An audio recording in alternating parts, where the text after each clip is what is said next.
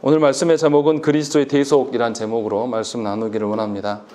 우리가 지난주부터 도르트 신조 둘째 교리, 그러니까 그리스도의 죽으심과 그 사역을 통해서 사람이 구속받았다라는 내용들을 지금 설교해 오고 있습니다.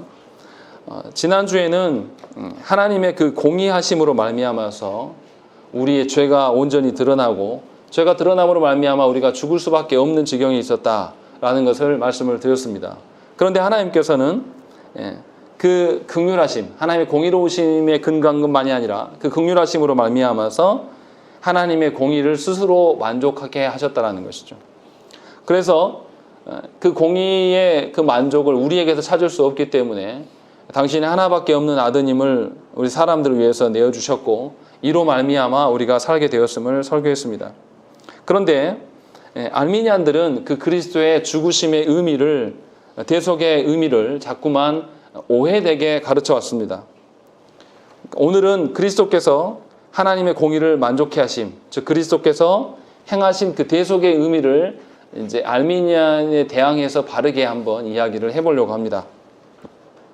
먼저 우리가 그리스도께서 우리를 위해서 죽으심 그 의미를 먼저 우리가 살펴야 됩니다. 먼저 하나님께서 주신 그 언약의 법에 따라서 우리에게 율법을 요구하셨고 그 요구됨을 우리가 만족시키지 못했습니다. 그래서 우리는 타락하게 되었고 죽음에 이를 수밖에 없었다는 거죠. 그래서 하나님께서 그리스도를 우리에게 보내심으로 우리 대신 그 대속의 일들을 담당케 하셨단 말이에요. 그래서 하나님의 공의를 예수께서 만족시키셨습니다. 그런데 우리가 지난주에도 말씀드렸지만 이 대속의 사건이 하나님의 공의로만 이루어진 사건이다라고 말할 수는 없다라는 것이죠. 분명하게 하나님의 긍휼하심, 하나님의 사랑이 기반이 되어 있기 때문에 이 그리스도로 말미암은 대속의 사건을 경험한 사람은 하나님의 공의와 하나님의 긍휼의 사랑, 이 두 가지를 다 경험할 수밖에 없다라는 것을 이제 배웠습니다. 그렇기 때문에 그리스도께서는 우리가 하나님 성부께 나아가는 보증이 되실 수밖에 없는 거죠.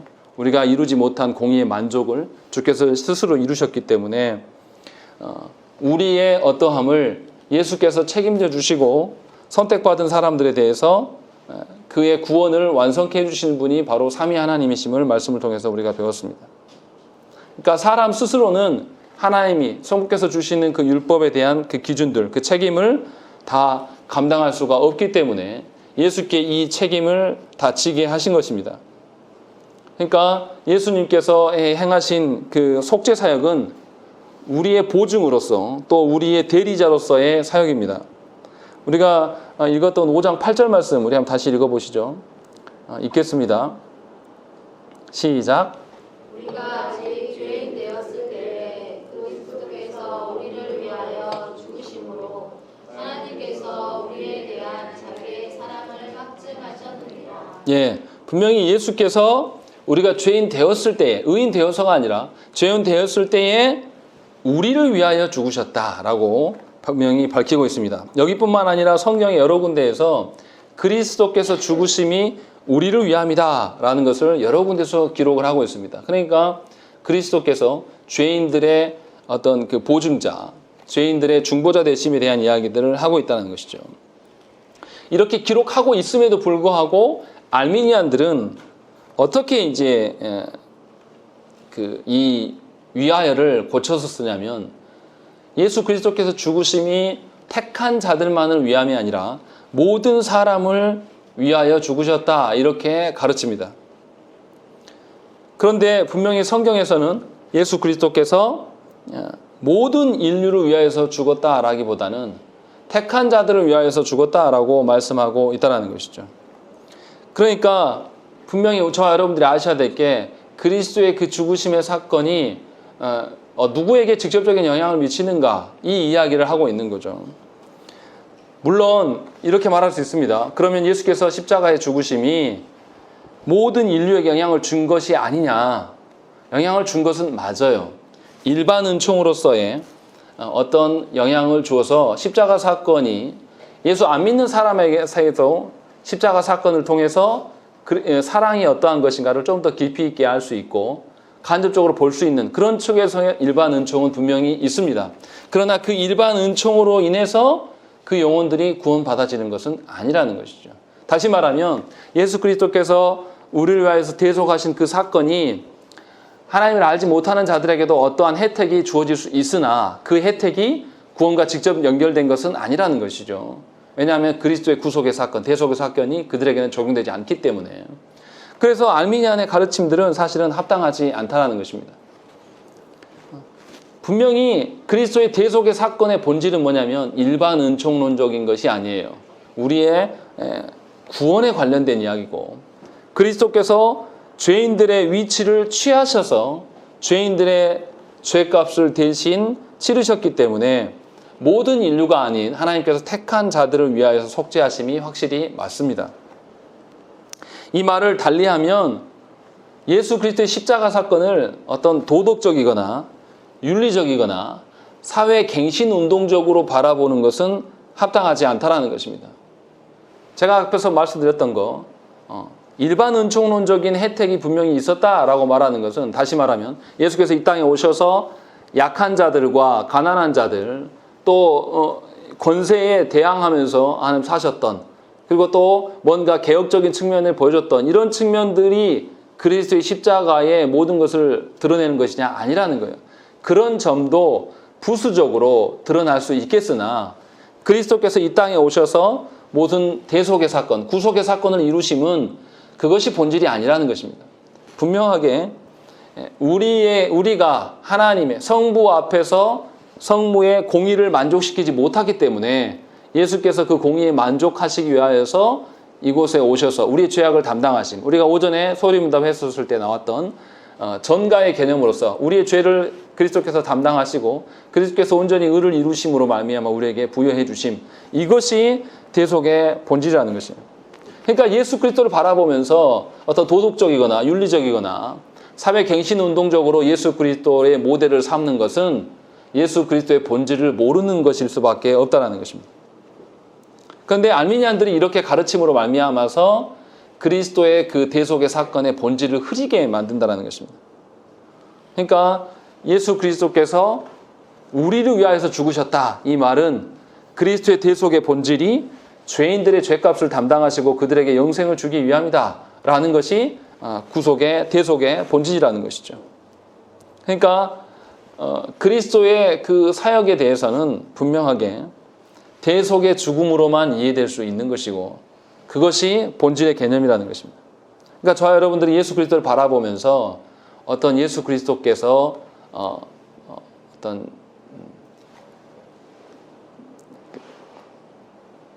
그 약한 자들을 돌보는 제가 지금 단어가 생각이 안 나서 사회복지의 측면으로서 예수 그리스도의 행하심을 보면 안 된다는 것이죠. 실제로 이렇게 생각해서 교회의 사명이 사회복지적이고 어떤 사회 갱신 운동적으로 바라보는 그런 교회들이 상당히 많습니다. 우리가 아는 문희컨 목사님도 사실은 예수 그리스도의 대속의 사건보다는 이 사회 갱신 운동적으로 예수 그리스도의 그 일하심을 그렇게 모델로 삼았어요. 그렇게 되면 대속의 의미가 약화되고 결국은 예수 그리스도를 떠나서도 어떻게 구원에 대한 이야기를 하게 될 수 있는 여지가 남겨집니다. 그렇기 때문에 분명히 저와 여러분들이 아셔야 될 게 신자라고 이야기할 때 그리스도를 통하여서 신자됨인 것이지 그리스도를 떠나서 우리가 바른 말을 하고 욕하지 않고 법을 잘 준법 정신이 강한 인간이 되어져 살아가는 것 이것을 신자라고 말하지 않는단 말이에요. 그러니까 겉으로 드러나 보일 때 예수 그리스도로 말미암은 그 변화됨과 그냥 사람 좋아 보이는 그러니까 법 없이도 살 수 있는 어떤 그런 인간이 되는 것은 다른 개념이에요. 분명히 이것을 구별하셔야 되는 것이죠. 그런데 이것을 혼용해서 쓰시는 분들이 상당히 많아요. 교회 다니면 우리 아이들한테 욕하면 안 되고 거짓말하면 안 되고 이것이 본질이 아니라는 거죠. 분명히 이것은 부수적인 거예요. 예수 그리스도로 말미암아서 그리스도 대속을 경험하고 아는 자라면 삼위 하나님 앞에서의 자기 존재를 발견할 수밖에 없고 삼위 하나님의 뜻대로 사는 것 이것이 그리스도의 대속을 아는 자의 합당한 태도라는 것입니다. 분명히 이 부분을 구분하셔야 돼요. 그렇지 않고 이것을 섞어서 이야기하게 되면 그리스도의 대속이 이제 우리 가운데 사라질 수, 약화될 수밖에 없다는 것이죠. 또 알미니안들이 이제 이것을 다르게 설명을 합니다. 어떻게 설명하냐면 예수 그리스도께서 하나님께서 주신 그 율법을 우리가 지키지 못하니까, 지난주에도 말씀드렸죠. 하나님이 이 율법을 지킬 줄 알고 우리 사람에게 줬는데 우리가 지키지 못함을 보고 성부께서 당황하셨다. 그래서 예수를 보내셔서 다시 그 공의를 만족시켜 놓고 다시 새로운 언약을 주시기 위하여서 그리스도께서 가셨다라고 설명을 합니다. 그러면 그리스도는 누구를 위하여서 그 대속의 사건을 이룬 것이죠? 우리를 위하여서가 아니라 궁극적으로 누구를 위하신 거죠? 성부를 위하심이 되는 거예요. 그래서 알미니안들은 그렇게 이제 주장을 합니다. 성부께서 사람들과 새 언약을 맺게 하시기 위하여서 조건부를 완성시키기 위하여서 예수께서 이 땅에 오셨다라고 이야기를 한다는 것이죠. 그런데 이것은 합당한 주장이 아니에요. 그리스도께서 분명히 성경에서는 우리를 위하여서 죽으셨다라고 이야기를 하고 있다는 것이고, 또 다른 사람들은 어떤 측면으로 그리스도의 대속을 약화시키냐면 이런 거죠.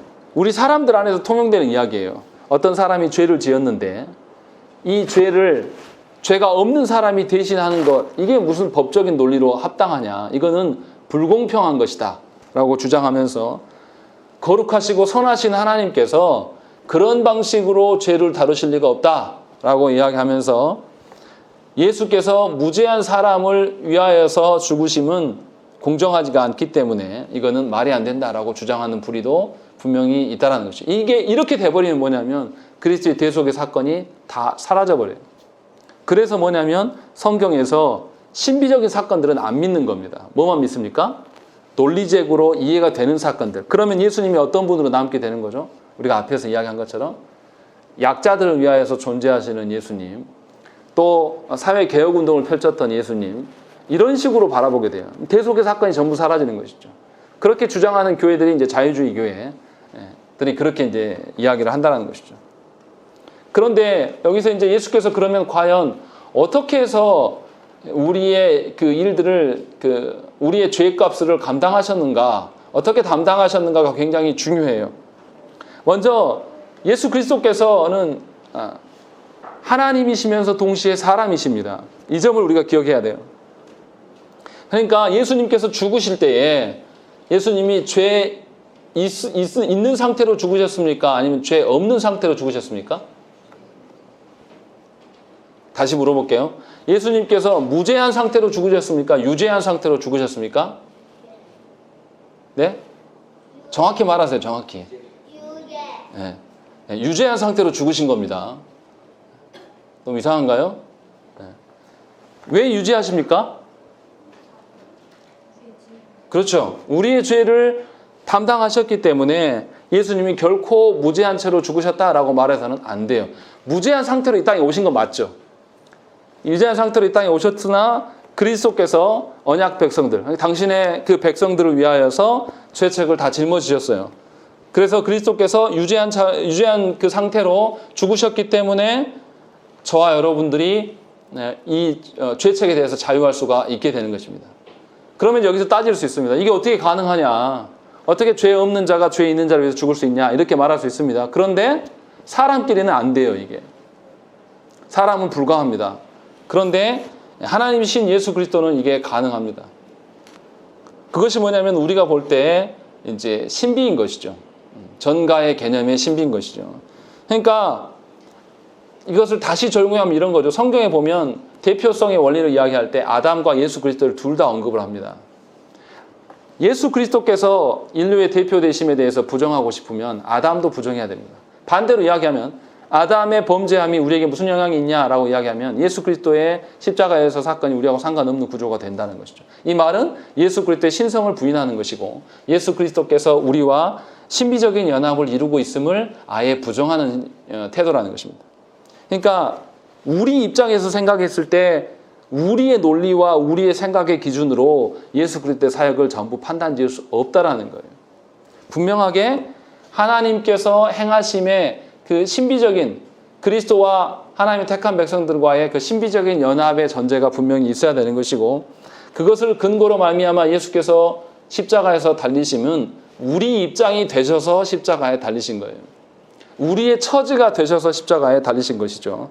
갈라디아서 2장 20절에 내가 그리스도와 함께 십자가에 못 박혔나니 그런즉 이제는 내가 사는 것이 아니요 오직 내 안에 그리스도께서 사시는 것이라.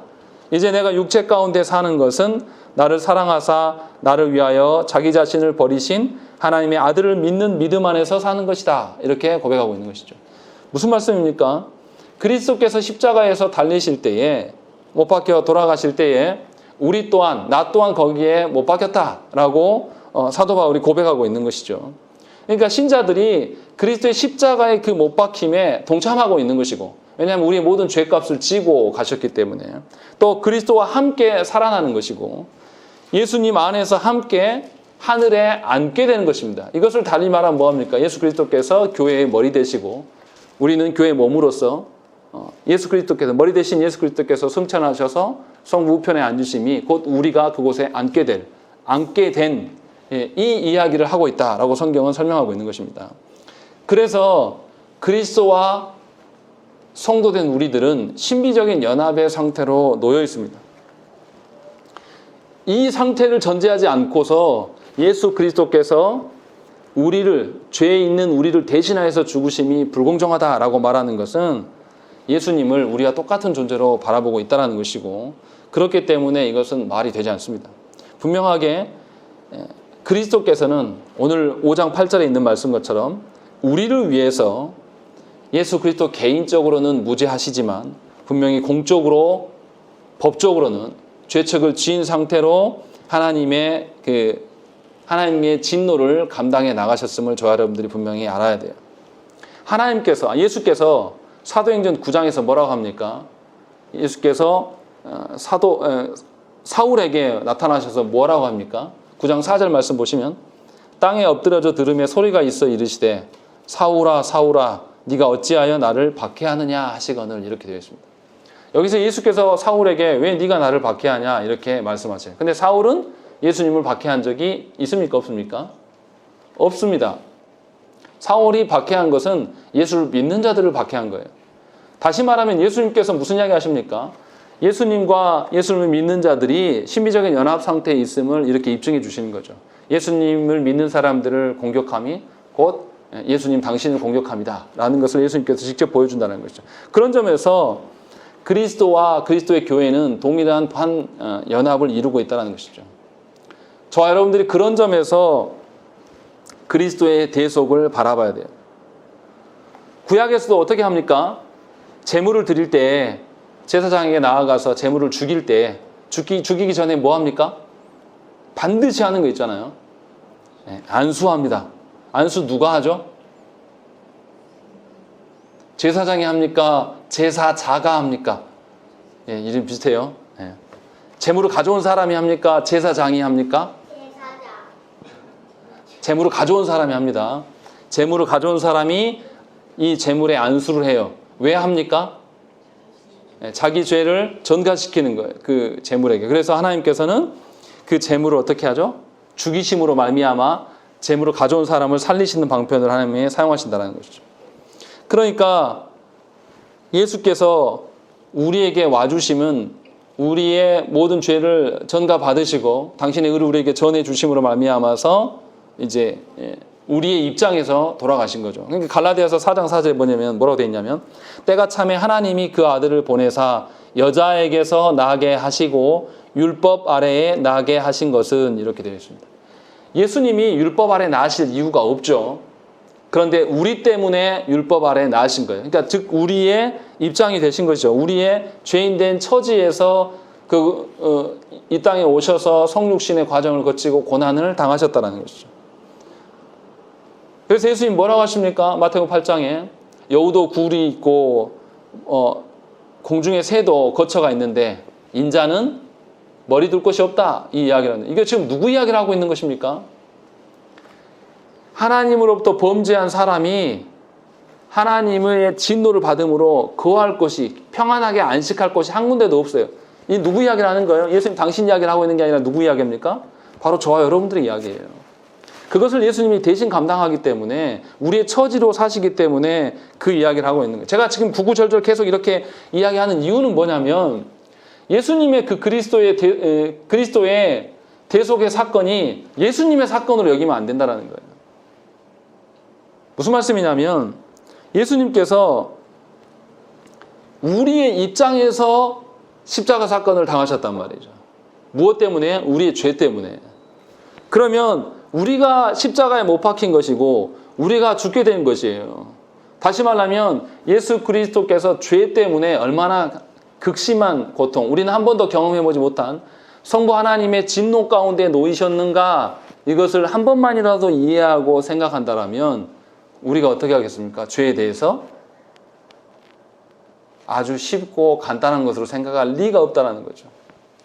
한 번만 우리가 예수님의 그 행하심에 대해서 조금만 이해한다면 예수님의 그 구속의 대속의 사건은 바로 내 문제가 되는 것입니다. 우리가 십자가에 달릴 수 있는 능력은 없습니다.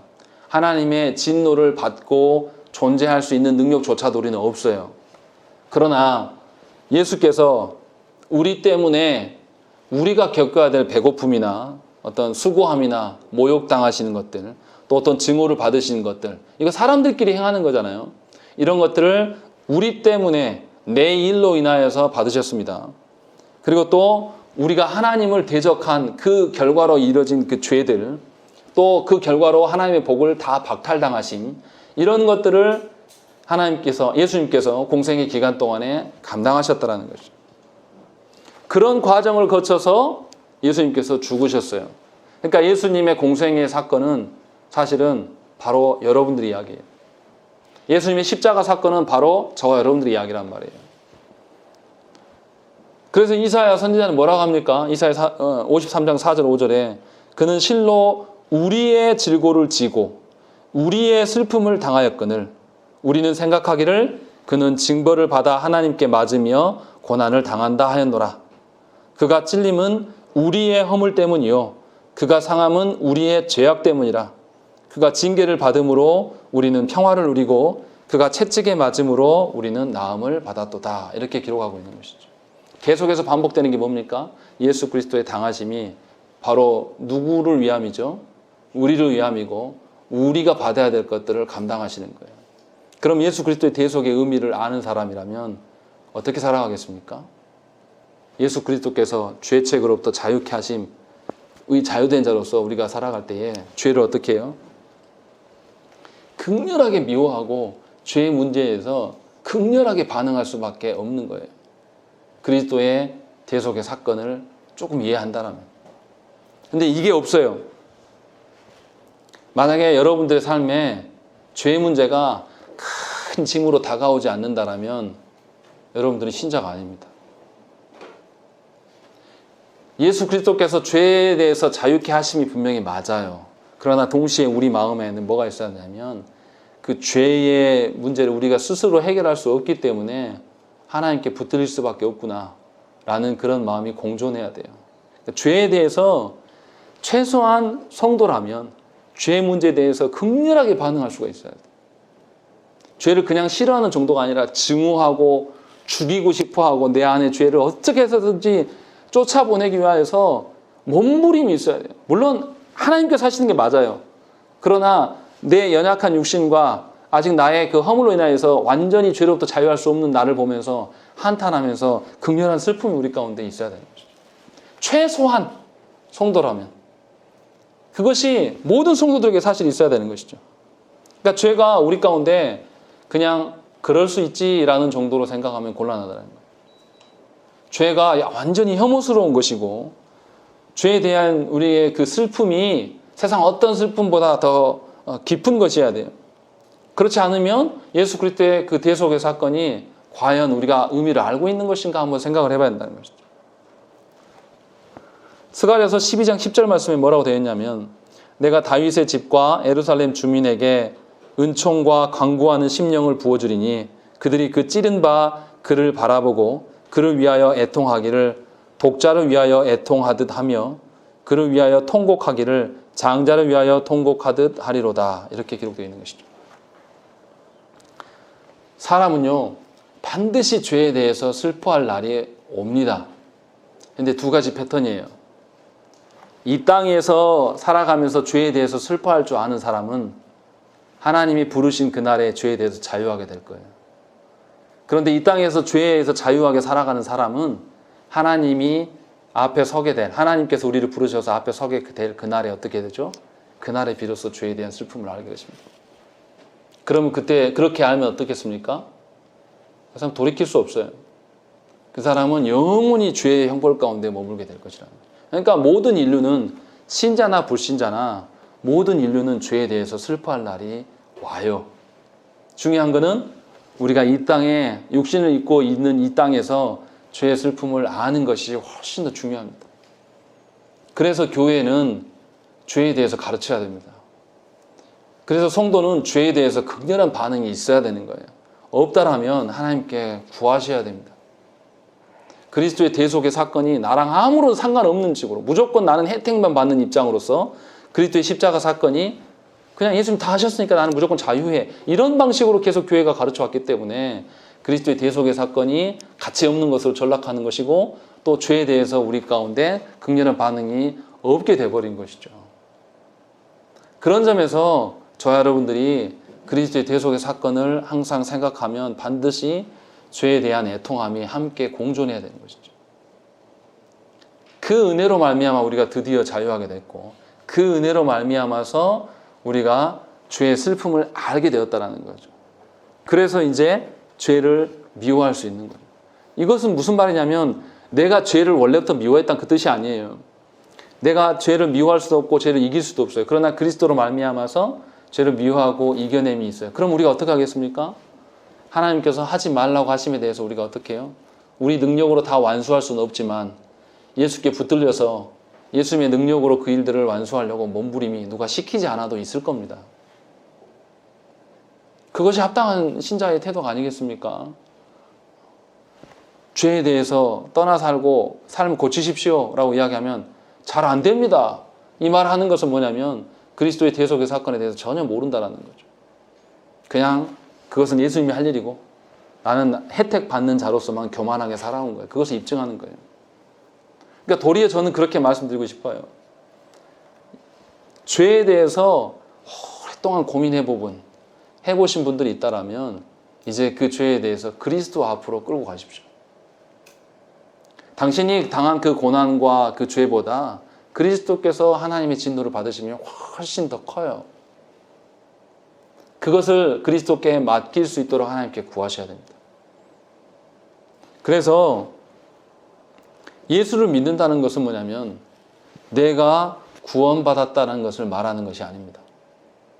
예수를 믿는다는 것은 예수께서 나의 구주가 되어주셨다를 말하는 거예요. 내 마음대로 내 원하는 대로 살아가는 것이 아니라 내 삶을 그리스도의 손에 온전히 맡겨드리는 것, 이것이 예수 믿는다는 것입니다. 그러니까 예수 믿으면 내 마음대로 살 수가 없어요. 반드시 하나님의 뜻대로 살아갈 수밖에 없는 것이고 하나님의 주신 자녀들까지도 하나님의 손에 맡길 수밖에 없습니다. 왜요? 그리스도께서 당하신 대속으로 인하여서 일어난 그 고난과 죄에 대해서 너무나 잘 알아요. 나도 내 죄의 문제에 대해서 내가 자유할 수 없었단 말이죠. 그렇기 때문에 자녀들의 죄, 이제 이 자녀들이 경험하게 될 죄에 대해서 그리스도를 통해서 입증해 줄 수밖에 없는 거예요. 어떻게 입증하겠습니까? 우리가 나의 죄의 깊이와 크기와 아픔에 대해서 누가 설명할 수 있겠습니까? 우리 그런 이야기 하잖아요. 안 당해봐서 그런 소리 한다고. 예수께서는 그보다 더 극심한 것을 당하셨기 때문에 여러분들의 그 고난과 죄의 문제, 또 여러분들 자녀의 죄의 문제 역시도 그리스도 앞으로 끌고 가지 않으시면 설명할 길이 없어요. 해결받을 길도 없다는 것이죠. 그러니까 저와 여러분들이 오늘 우리가 기억하셔야 될 것은 그리스도의 그 대속의 사건들을 기억할 때마다 그것이 내 문제였구나. 내가 함께 죽었구나. 라는 것들을 기억하시고 죄에 대해서 내가 어떻게 반응하고 있는가를 점검하셔야 돼요. 그리고 만약에 죄에 대해서 아주 가볍고 쉬운 것으로 여기고 있다면 하나님께 구하셔야 됩니다. 속히 그리스도의 그 대속의 가치를 내가 누릴 수 있게 해달라고 하나님께 구하셔야 되는 것이죠. 그러할 때에 그리스도께서 우리를 위하여서 대속하심. 그리스도께서 우리를 대신하여서 하나님의 만족을 이루심. 이 의미가 이제 부각되는 것이죠. 그래서 오늘 도로신조 제2조에 보면 두 번째 단락에 이 독생자께서 우리를 위하여 또 우리를 대신하여 십자가에서 죄를 담당하시고 저들을 받으심으로써 우리를 대신하여 만족하게 하심을 이루셨습니다. 이런 고백이 가능할 줄로 믿습니다. 우리 함께 기도하겠습니다.